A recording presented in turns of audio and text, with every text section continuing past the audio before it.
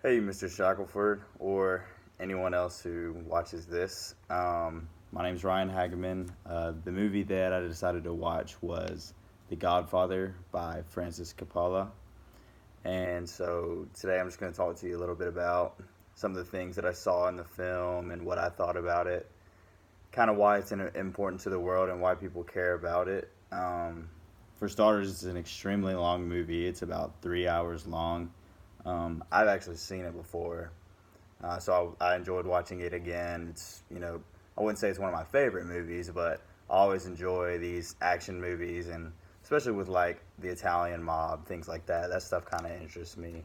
But so to talk a little bit about why it's an important to the world, and really and why people care about it is really the camera shots are great. Starting with the opening scene, they use deliberate tactics to show the viewers that there's kind of more than what meets the eye, more than what you can see just looking at them. And, it's dimly lit, there's shadows on their faces. It just really gives the conversation a lot more suspense, really kind of makes you pay a little bit more attention to what they're saying, and just kind of gives you a eerie, dark kind of feeling just to start the film off. So I thought that was pretty interesting. Um, so along with the camera shots, the characters as well are great.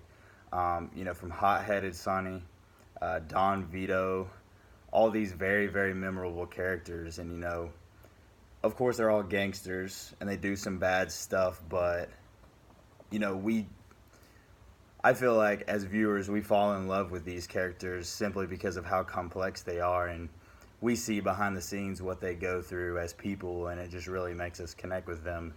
And, I thought that the aspects of what these characters had in their lives and how complex they are is really, really what makes this movie very great. Not only the main characters like them, even the side characters such as Luca Brasi play a huge role in this film. So that's awesome. Another big thing that's crazy is that the film was actually supposed to fail. Every director who was approached with the project turned it down. No one thought that it was going to be a hit. Everyone thought it was just going to be like the other mob stories that people had come out with. And the one that actually decided to take it was Coppola. And, it's almost right when he took it that the book became a bestseller. And right after that happened, uh, the executives wanted to get rid of Coppola. They didn't think he'd be able to handle it, or he would just destroy the project. Um, so he was constantly worrying about getting fired while directing the whole thing. And they also didn't like Al Pacino, who actually ended up having the largest role in the movie. So that was really interesting. Um, Another way that it really changed the world of film is because it kind of changed the way that Americans or just the world saw Italians. The way they were depicted in the movie, they made people feel like they were more like real people rather than just the stereotypical Italian mobster, or every Italian you see is most likely in the mob. I think I read a statistic that said like 0.07% of Italians had like a tie to the mob, yet 75% of Americans thought that all Italians were in the mob. So that's pretty interesting. But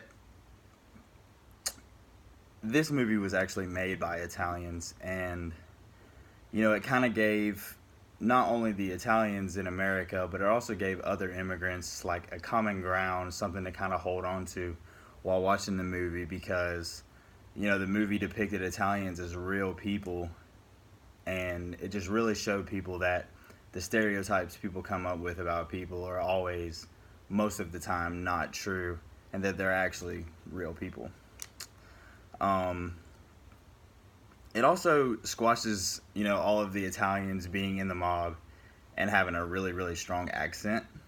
It showed that the film showed that, such as Michael, it showed that the Italians actually had an education and weren't just sleazy, dumb mobsters and gangsters. It showed that, they actually have a life and they know what's going on. I mean, although they have to go through these bad things and do bad things to people, they're real people that make bad decisions. And during this time, it was a real changing world.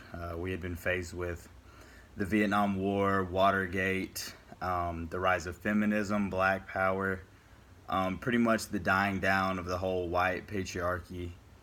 And the certainty that Don had in the film, and how he felt like he was the law and he was the enforcer, and that really struck a chord with a lot of people, and a lot of people really enjoyed watching that, and I think that's why the movie was as successful as it was.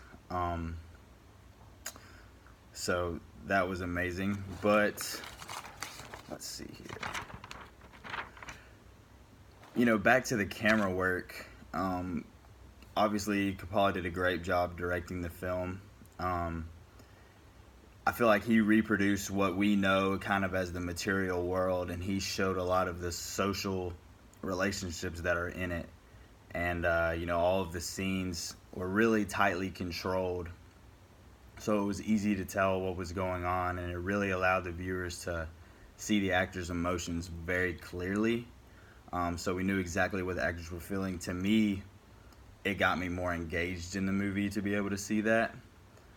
And the cinematographer, Gordon Willis, he did a great job with the low light effects, back to what we talked about at the beginning with the dim lights, really creating that mood for the film. Really gave it a carefully calibrated mood. So, to me, and I feel like a lot of other people would agree, probably the most important aspect of The Godfather, probably the most important quality, would be that everyone should care about how hard it was to make the film.